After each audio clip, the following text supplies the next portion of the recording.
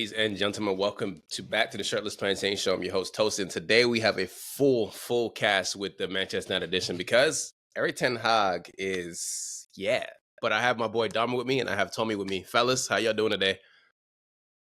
I mean, I just wasted 2 hours of my life. Other than that, I mean, fantastic. Yeah, I'm here. That's it. I'm here. Well, it's funny because this is episode 419, and in Nigeria, 419 is the criminal code for scams. And this is the perfect episode to get this cracking. I think that is the funniest and best thing I can say about what happened.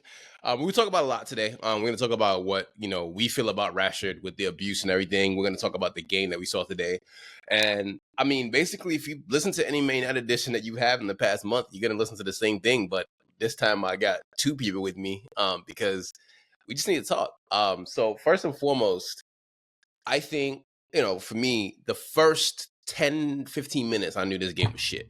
And that's really up to y'all. Like, you guys talk to me. What do you guys see in the first, opening minutes of the game? Because I think a lot of times in Man United, you can tell how the game's going to go from the way it starts. So what did you guys think when you guys saw the game? A lot of sideways passing, and I mean, I think I saw Eriksen get pinched like twice in the first 15 minutes, and like, not even because he's slow or anything, just he wasn't looking. Mm-hmm. And like, he just had his head down, and I'm like, you've been doing this shit for longer than your midfield partner's been alive. Yeah. Like, how are you still not, like, do you come, like, why are you not looking around? And like, he plays nice passes and stuff, but I mean, when I saw him get dispossessed just by standing still, I was like, okay, it's going to be a very long 90 minutes. What's the other option? For me, saw the other option. literally, like Dharma was saying, when United play, right, you can, like you said, within the first like half hour, how we attack, you can just tell how the rest of the game's gonna go. When I saw we were like missing chances or just like missing that final ball, I just knew it was gonna be a frustrating game. And I think it was the first Garnacho shot or the first chance we conceded. Like, I saw it and I'm like, yeah, I already knew. And like you said, Eriksen, what you said about Eriksen, I noticed it with him and Casemiro. They don't check their shoulders anymore. It's I don't get it. I don't know if you get older, you lose that ability, but they just don't check their shoulders. And the one blatant time I remember, it was off I think this one might have been towards the end of the first half. We had just won the ball back, and Maguire passed it to Eriksen so they can pass it out. And Eriksen, this man legit just was walking across the top of the box. They stole it and they almost scored. This is stuff you yell at U8 players to be doing. So you as a Man United starter, this is not something you should be doing. But yeah, when the game started, like those couple mistakes, I was like, yeah, we're not winning this one. Like we just weren't. I think the thing is, it's like Groundhog's Day, right? Like, you constantly see patterns, right? And people constantly get excited from the little bit of action you see. I remember someone saying, oh, well, Rashford's not playing today, so, we look a little bit better. I'm like, Rashford or not, like, this is how we've played for the last season, right? This is how we played since August. It hasn't really changed at all. I know Erik wants his whole entire team there, and I get it. You're missing players through injury. I understand that. But as a coach, your job is to mitigate the issues. This is what me and Dharma said last time when we talked about Crystal Palace, right? Oliver Glasner, he gets the best out of his players because he knows how to mitigate issues. You constantly make things worse, right? Through your subs, through your formations. You constantly, like, the same side against Sheffield United that struggled against Sheffield United. Luckily, we beat them 4-2, and we didn't play that well. You roll out the same side. I think as a coach, sometimes you have to stop being a coward, right? You see certain players in the academy, you just have to bring them up. Like Maxio Yadele's there. There's, Finley McAllister, who's the captain of U18s. There are midfielders there, right? If you really want to do that, Amrabat's there. You literally begged and pleaded to get Amrabat. You got Amrabat. He doesn't play, only like ghost minutes at the end.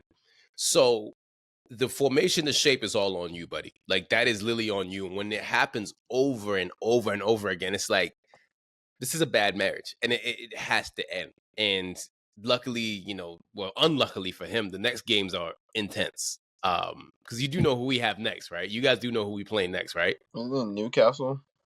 No, it's Crystal Palace, Oh, Arsenal, oh. Oh God, we have to play the fake intellectuals. Newcastle, Brighton, and then City. It's not easy at all. Like Crystal Palace is like the easiest game on that schedule, or Brighton, however you feel. But Oh.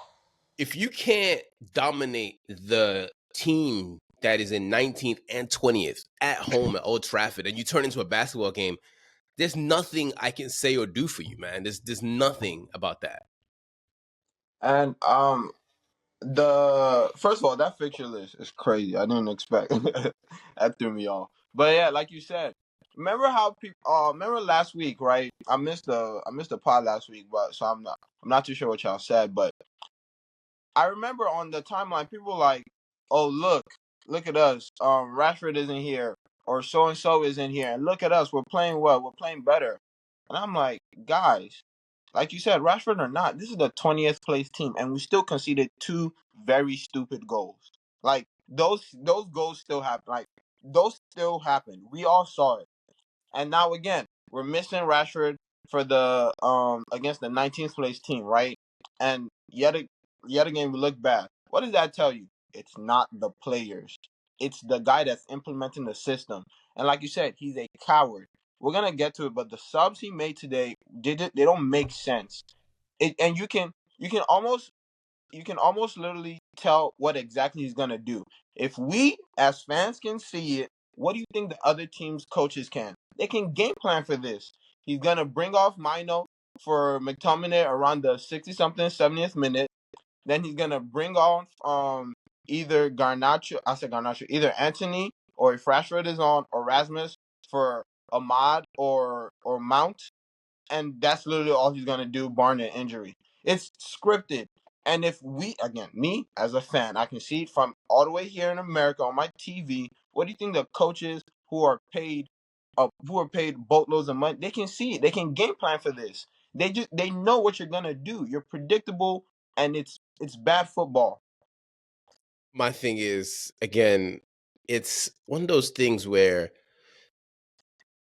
you're just not even you're just tired of it. You're not even annoyed, you're not even frustrated. It's like this is literally what you expect week in and week out. The good thing about today is though, Burnley did not have more than 20 shots. 16. Oh, that's so nice. 16. But if I tell you know what? guys, We kept their XG under 1. yeah, if I tell you That's guys impressive. United had 47.4% Oh, possession at home against Burnley. Sakes. You're against the 19th place team, right? Who has 52.6% possession against you at home. It is what more can we say? It's just bad. They went shot for shot with the 19th place team in the league. It was a contest against the 19th place team in the league. It wasn't like it was we got unlucky, we just missed a bunch of chances. Like no, it was tight until we scored. They had so many clear-cut chances. Onana kept us in this game. Like, 7 shots on target for them. I mean, my thing is, it's just like Onana's great, right? Like he really has improved a lot. I mean, he had a head rush, but again, that's Casemiro's fault. Yep. That literally is Casemiro's fault. Like the goalkeeper had to rush out, and there's a lot of just bad players in the team. I like Bruno Fernandes. I salute him for standing up with his broken hand. Like I appreciate that, but it's just little things that Bruno does that frustrates me. It's just passing between the lines, little things like that. It's like, Bruno, come on, man, you're better than that. Like and when he wants to turn the ball, right? He played well today. Let's fair play to him. Yeah. But it's like when he gets in these positions of just trying to like turn on the ball, he looks very awkward and very just like, I don't know how to explain it. He looks like he's struggling to do that. And I know a lot of United fans are saying, oh, we need to upgrade the strikers and the wingers. If United don't get at least 3 or 4 midfielders who can actually turn under pressure and can pass and control the ball, we're in for hell. That is the most important position United need to fix this summer in this midfield. And the thing is, we could do that one summer. Go to League On and go get Kakare, go get Yusuf Fofana. You don't need to get Amadou Onana. I'm sorry, I don't want that guy at United. But that's neither here nor there. Mm-hmm. So that's a WWE wrestler dressed as a soccer player. Listen, I've been fighting a dying fight people keep saying what Onana. Onana. I don't see what people see in him, and He especially for the is price. Yves Bissouma 2.0. And then With don't they want like 60 million for him? yep. Minimum. No, for that, bro. Literally, just go buy back James Gardner, and then and that's the thing you're talking about. Like, we can't fix the midfield right now, but like, if let's say they want to wait, right? Let's say they want to wait, or we don't have the funds, or they want to allocate the funds somewhere else. There are like you said, there are players in the academy that can at least do the job for us till we get. Sending Hannibal on loan is still so stupid to me. And every time I say that, people will say, "Oh, look at what he's doing in Sevilla. He's not even playing." Let's not act like players don't need different situations to thrive in.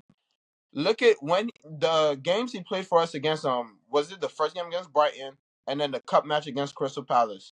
I get they were like against lower stakes oppositions or whatever. He still played well. Well, I think like he should have been given a shot more than the couple minutes he played before he got sent out on loan. And am I gonna sit here and say he's 100% gonna work? I'm not gonna say that. I don't know, but I think he deserves at least more than coming on in the 88-minute and saying go make something happen. Or Mount. I get Mount's been. I've been against the Mount signing since the get go, but at this point, I'm sick of watching Eriksson and Kashmir play midfield. Dan Gore is on loan at Portsville. He's injured. Preseason, give him a chance. Maxi, please. Like, if we can't, I prefer we go in the transfer market and get Kepler Thuram and all those guys. If we can't, give these youngsters a chance early in the season or late in the season. Now, like, play them. We have nothing left to play for besides the FA Cup. Please. You know, I always forget that we actually have the FA Cup final coming up, and then I have to remind myself that we have to do that. Just still have to do that Against shit. City too. Yeah. And you know, like, I think this is the first time in my life that I have zero excitement for a cup final. I have nothing. I'm like, I almost don't want to watch it. But like, you know, coming back to the midfield and like trying the youngsters and all that stuff, you know, I think this is obviously a question for the new coach, because there is going to be a new coach that had. Yeah. It's not a matter of if, it's a matter of when now. Yeah. If Erik ten Hag is a half decent human being, he will recognize that he has youngsters there, and he came from Ajax, so he should recognize that, and he does like giving youngsters a chance. I mean, he should see that there's nothing left to play for, and at least see what we have, because until we do that, then he's going to keep sending people out on loan that shouldn't go out on loan, and he's going to keep people that he shouldn't keep, because they just don't give them enough chances. And I think players like Hannibal Mejbri, who's like, you know, Sevilla, I think Sevilla is like dead last. They're near the bottom of the league table in the Liga. Yeah, they're bad. I'm not sure where, but I know their season has not been the best. And I mean, Dan Gore at Port Vale, I think Dan Gore made a few appearances earlier this season, and it wasn't bad. Fellas, Sevilla turned it around. They're in 12th now, so they'll be all right. Okay. Yeah. More power to them. Hand up. I knew that they were like near relegation for the first part of the season. Yeah, they're like went on a 3-game winning streak, and then they lost their recent match. But yeah, Sevilla turned things around this season. I don't like Sevilla, so I haven't. I'm right there with closely. Yusuf and the series still wakes me up in my nightmares. After that tie, and you know what? Like, I think a guy like Dan Gore, like, he came on and played well, and like I was watching it, we watched with our own two eyes. There was something there, and you also have physicality, fine, but at least keep the kid on the bench and give him spot minutes. You know, yeah. I understand sending kids out on loan, but a loan to a place like Port Vale, there's value in it, but at the same time, you're just delaying the development assessment by a year. Yeah. Like, you have to make the decision now. I have to correct what I said. Sevilla's on a 3-game winning streak, and in the series scored in the last 2 games, just to spite you. Man. Just to spite you, I have to say that. But no, I mean, I think a club like United, especially with the fan base that we have, which is going to lead into the Rashford point, a lot of United fans don't want to give youngsters chances, and a lot of United fans don't want to give players who they don't know chances either, right? No, if they don't see them in FIFA, then they're not going to give them a chance. It's very frustrating when I see the players United like want to link themselves to this summer. I'm like, you can legit fix the issues in maybe 2 or 3 transfer windows if you want to be serious about it. You know, like, you guys know I bang on Ligue 1 drum every day. That is my favorite league to find midfielders. I love Ligue 1. Like, even in Serie A, there's players like Bologna has a center back, while like there's Michael Kayode out there. There's Patrick Dogu, who's the right and left backs. There's players out there, right? I just think that even in our academy system, there's players in there too. and we don't properly get the best out of our players. And when I look, and I said it before, I remember against Chelsea when Kobe Mainoo got fouled, right? And like I think it was, I forgot which player came out to Kobe Mainoo, like pushed him.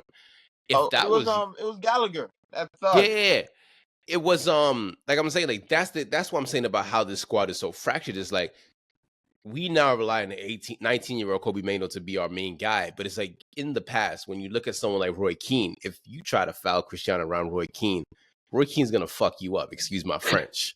You know, but now you got people just looking at these kids getting pushed. I'm like, yo, where's the competitiveness in this team?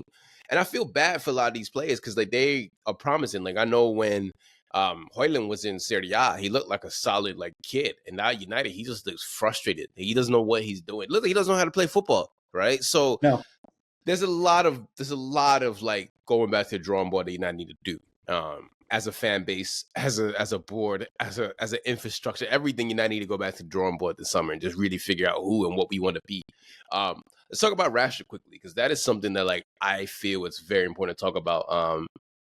I feel the abuse Marcus Rashford gets is so over the top. And listen, I'm a huge Rashford fan from the beginning.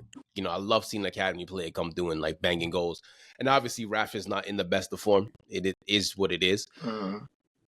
But if you look at this whole entire team and you feel like that is the main issue, you have a lot of thinking to redo, because Rashford's not the issue in this team. There's a lot of bigger issues in this team outside of Marcus Rashford. Like we said before, the midfield is a big issue. The defense, the injuries, the coaching, like there's a lot of issues you get to before you even look at Marcus Rashford. So I don't know, man. United fans, you guys generally need to relax. Like I know we all need a scapegoat, right? Like we all need a scapegoat, and I've seen it online. Like, There's a bald one on the sidelines. I don't know why we have to look any further. He's not even a scapegoat. He actually is to blame. I'm about to Yeah. say that. And the thing, like, you know, I'm Rashford. Like, I'm Rashford's biggest fan. Like, Rashford is the same age as me. I saw that man, a hometown kid, burst through, scoring goals for the club I love.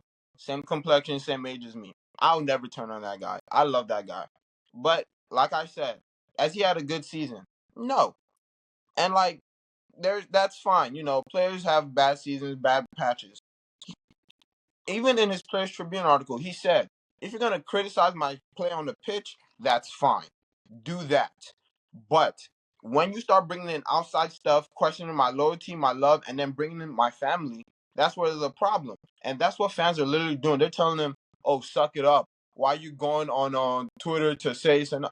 You people are abusing him. You people are coming for his character. Do you think he should just shut up and take it? The criticism, it doesn't make sense. Like you said, there's so many other. This is a guy that scored 30 goals and 11 assists for us just last season. He scored the only trophy we won. He scored in every single game up until the final, and then scored in the actual final.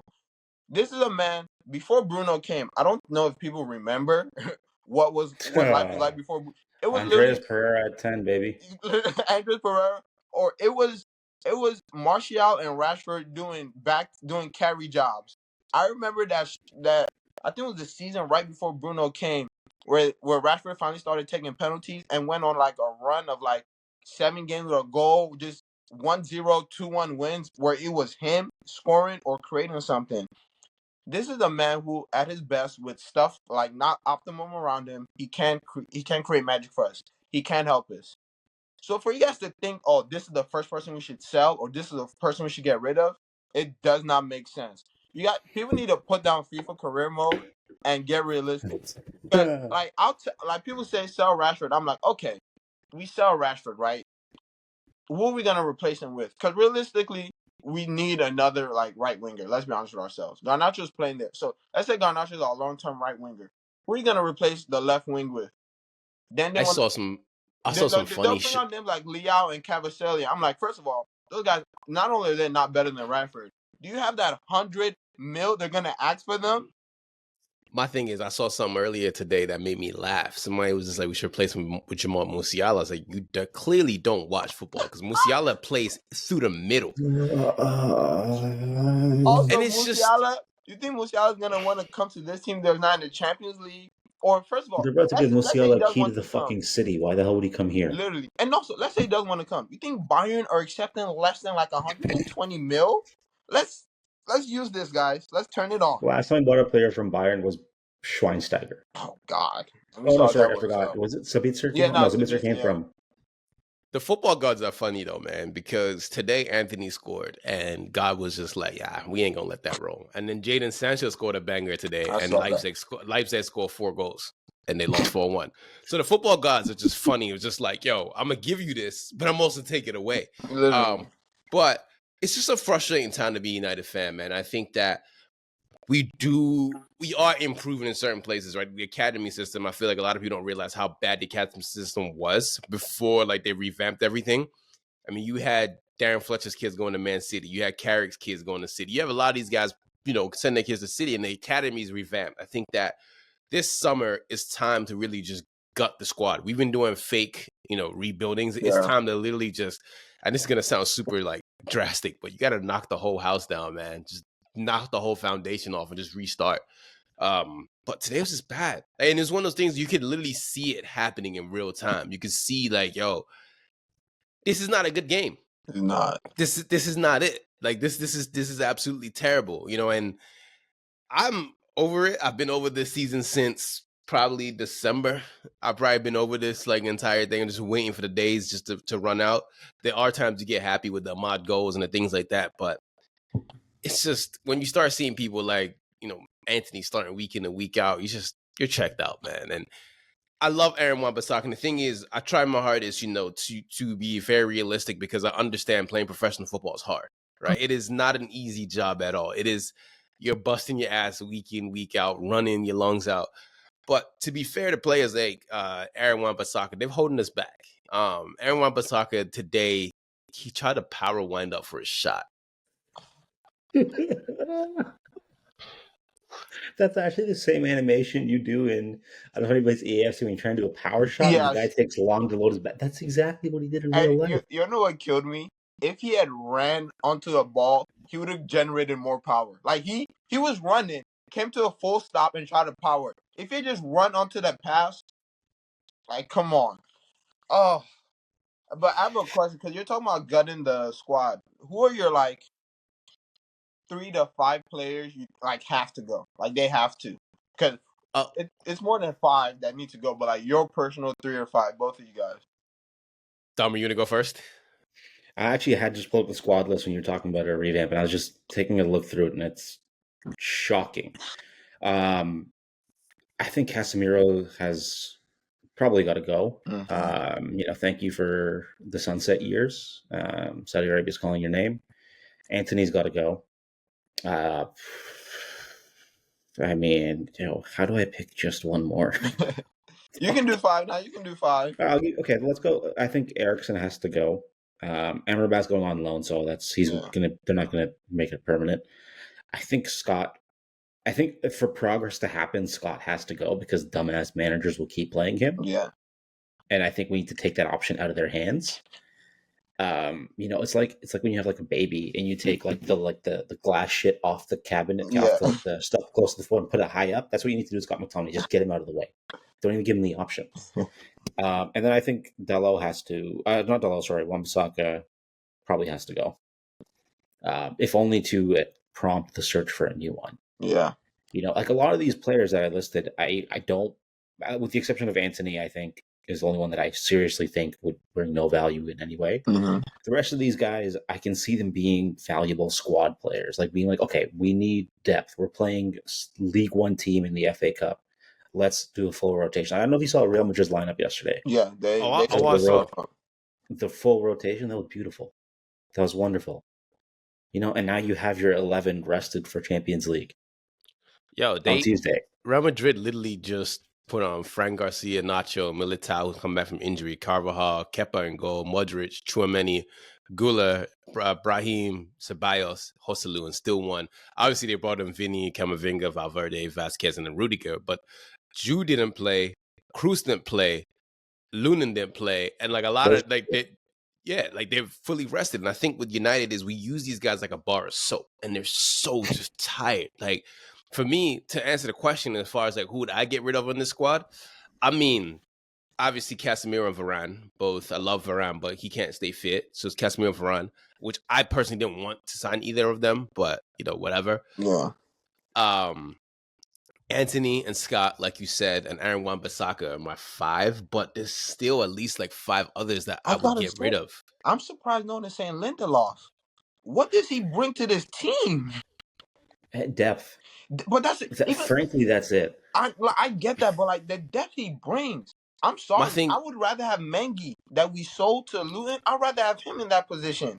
So I'm gonna answer you. So for me with Lindelof, is I'd get rid of him too. And you know who I'd bring in for Lindelof? Tosin on the free. Yes. Because Tosin's from Manchester. Jason Walcott has a relationship with him. And again, he's from Manchester. And he's on the free. And he won't act for crazy wages. He's coming for Fulham. Like, my 5 is Casemiro. Hey, Botafogo has some food for you, man. Go home. It's your calling. Anthony, I don't care where you go. Leave. Ideally in prison. Yeah, that's fine. Ideally prison. McTominay, again, just because he's scoring goals in chaos does not mean he does his job as a midfielder properly. Yeah. So get him out. West Ham has a locker room with your name on it, ready for you. Lindelof is my one because I can't watch him anymore. I don't like when he plays left back. Anyone who's on the left wing is fighting up against 3v1s every time. They're not worried about his overlapping. His defense. He's so shy when he defends. I've never seen anyone like. I can't describe, but it makes me so angry. And the 5th one, Eriksen. Like, again, I loved Eriksen when it was at Spurs and Ajax and Inter. I loved watching him. There was something there. But again, thank you for the good times. You brought us back a trophy after how many years you helped? Thank you. Time to go. I'm sorry. I was going through the list of players who are free agents, and the only one I generally want is Tosin. I mean, Mbappe's obviously going to Real Madrid. Yeah. I wouldn't want Rabiot. I wouldn't want Mario home. Please, just keep that. No. I wouldn't want Mario. Yeah, no, we got to stop with that Rabiot nonsense. That's not a football. Man, that 2 weeks last summer was the scariest. I woke up every day terrified of Fabrizio notification. Here we go with Rabiot to United would have broken me. You know what it is too? I think a lot of fans also just don't realize there's so much talented players that just need a chance. Like, look at Adam Wharton. He just came out of, like, people say he came out of nowhere. It's like, no, the kid was balling in the championship. Yeah. And it's just like, there's so many talented players that you could fix this overnight. Like, for example, Yusuf Fofana, I mentioned again previously. He's a all-action midfielder in Ligue 1. Like, Ligue 1 is one of the most physical leagues in the world. Like, you are not going to survive in Ligue 1 getting battered by those guys. So, I don't know, man. It's just one of those things where I just can't wait for the end of the season. You know who I would have loved to have brought in now, but now he's not going to come. Is Sekou Fofana. Yeah. Before he went to Saudi, I would have loved Sekou Fofana. Yeah. For a midfielder, this is like I don't say a left field shot, but he's young. The dude that Atletico Madrid bought from Belgium, he's a CDM. Oh my days. Let me see. I'm gonna look at their roster real quick. Yeah, the name's escaping me. He was he played at Antwerp. He did just recently brought him in, right? Yeah, in January. I know who you're talking about, and it's pissing me off. Yeah. It's pissing me off because the name is right there. Oh my days. Anyway, I would have loved him because he's like 19, 20, and I'm. That's another thing I think we need to implement in our transfer strategy. Stop buying the retirement players, please. I can't take I love Cavani for what he did, but I can't take any more 30-year-old strikers. I can't take any more 30-year-old midfielders. Please, let's start looking for players entering their prime or who are in their prime or like right before their prime. Because spending 60 mil on Varane and Casemiro when they're past it or losing their legs, I'm sorry, I can't keep watching it. If Real Madrid is selling you somebody who started games for them last year, don't do it. You shouldn't be buying them. And you know what one of my biggest fears is? I don't want to speak it because I feel like these idiots are gonna do it. They're gonna bring in Lewandowski or Kroos, and I'm going to boycott the sport. United, I see them doing it, and I'm going to cry. I generally don't think that's gonna happen. I really feel with like Omar, Jason, and Dan Ashworth coming, I think it's gonna be a whole new refreshment. I think that we're gonna get linked to players that you never thought of, and I'm generally like cautiously optimistic because it's still Yeah, you have still to United. be on the earth, yeah. But I think that these guys can tell. Like I said, like Jason Wilcox is a stand of excellence. He's a guy who's won the Premier League, as I mentioned before. Dan Ashworth, I know a lot of people are like, oh, he only did something at Brighton. No, the English team that you see today, right? The English, like how talented England are, he had a major hand in it. Again, Omar was at Barcelona and he was at Man City. So these guys know what talent is. They know what a stand of excellence is. It's just there's so many good players out there that United can go and target. And I'm not like, it's just to this point where I just can't wait for the season to be over. I just can't wait. Man. And like, you know what? I'm bringing it back to the point of like signing 30-year-olds, signing 33-year-olds. I think if you look at like how we get there because of a lack of planning and a lack of structure at the top, right? Because those aren't buys that we schedule at the start of the window. Those are panic buys after August 21st, where it's like, shit, we missed out on everybody, and because everybody came to us at 120 mil, we don't want to be in the headline saying we overpaid. We're not gonna do it. And then it's like, well, we still need a player in that position that has 2 feet. Yeah. So what's the solution? How do you offset the performance? You look at the marketing value.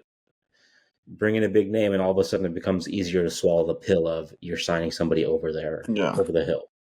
And like Tosin said, I think that the structure we have now fixes it, because those are guys that know what to do in these situations. Like they know what success looks like Tosin said. They've had successful negotiations. They put together teams.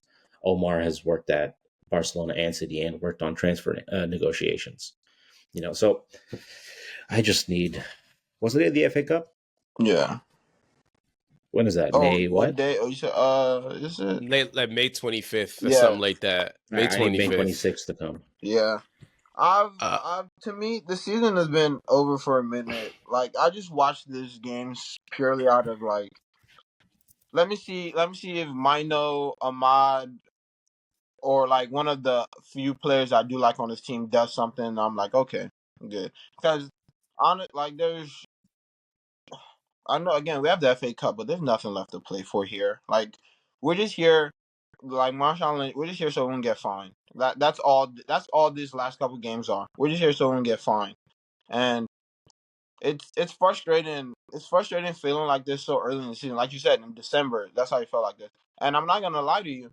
I think when we got knocked out of the Champions League, I checked out of this season because It's just something to do now, honestly. That Champions League showman was disastrous. I still can't believe that shit happened, like, man. Disastrous. There's sometimes I forget we're in Champions League this year. Then, like, I remember Højlund still has the second most goals in the competition. Like, and also, I don't think people know Rashford was like top 3 for assists till like I think the last round, because he had like 3 assists in the group stages, all to Højlund. And yet, and so like, here we are. Like we literally, it's. The thing is, we didn't even play. Like, you know what? We did play bad in a lot of those games. That was when I saw the mental midgetry of the squad, and I saw how long the season was going to be. I think the game that I can pinpoint exactly when I was like, all right, I'm done with this year, was Copenhagen away. Oh my! Do you know I'm going to like buttress your point, because I was at the office then. I was with all my coworkers, and I knew I was frustrated because my English accent slipped in, and it was like when I flip into that mode where my accent comes out, I know I'm frustrated. And that was when I put my hands. I was like, I'm done. I was like, I'm completely done. And that Copenhagen game, that was it. That was the end of it for me. For me, Copenhagen, that Bruni Bargi. Oh my god! Oh god! I didn't. That for me, I think it was the. Remember the Welcome to Hell game against Istanbul, where they're like, Galatasaray. Yeah, Galatasaray. And then Garnacho scored that goal. He was giving it to him. Anthony apologized. I'm like, what are you doing? Bruno scored. I'm like, guys, stay calm. We're doing something right. And then Onana happened. And when I say after that game, I had to stay off the internet for the week. Like I was not on Twitter. I left 3 group chats after that game. If I said what I wanted to 3. say, I would have been arrested because I was. We started off so well. I'm like, guys, we got, like you said, this where you saw the mentality was just not there. They just it was a combination of poor mentality, poor officiating, just miss. I think Oh, you there went goes out. Tomi. Yeah, There goes Tomi. you went in and out. Yeah, Can you guys hear me now? yeah, you went in and out, but it's all good. Also like Yeah, yeah, yeah. like that killed me. That game, it was just a storm of just shithousery, and I'm like, yeah, you guys got it. Yeah, the season belongs to the hate watchers now. I'm going to round it out with one final point about Manchester United. I told you guys, there's a lot of lack of midfield, a lot of lack of control, a lot of just lack of service to the players. Today, and this is going to be my final point, and we're going to round it out after this. Rasmus Højlund received more passes Time from out. Andre Can I say Onana something than any real other quick? player on the pitch. The first half, when he dropped deep and Go for Onana it. played that ball through the midfield straight to him, my first thought was like, at the end of this game, if I see a stat that Onana passed more to Højlund than any other of our attackers, I would lose my mind. Man, I have the Bible app on my phone. I'm about to put my hand on my phone. I swear to you, that was my first thought when I saw that pass. And now you just, oh my.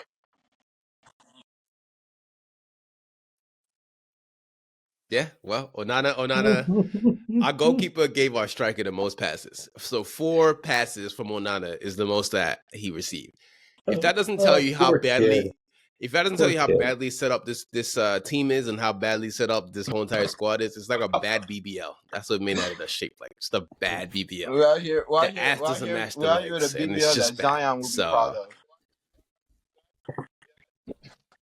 of. Yeah. Yeah, fellas, you want to add anything before we get out of here? Oh, I guess. I mean, that was a game we watched, and like I've been saying for the. No, man. If I say something else, we gotta cut the airwaves right now because I might start drinking on the air. I might start drinking live on video if we keep talking about this. Well, this is the Manchester United edition. I'm Tosin, your host, joined by Dharma and Tomi. Appreciate you guys so much for making time. Peace. Thank you, fellas. Enjoy your weekend, everybody. We're out. Peace. Take your shirt off. Take your shirt off. Plenty. It's the shirt.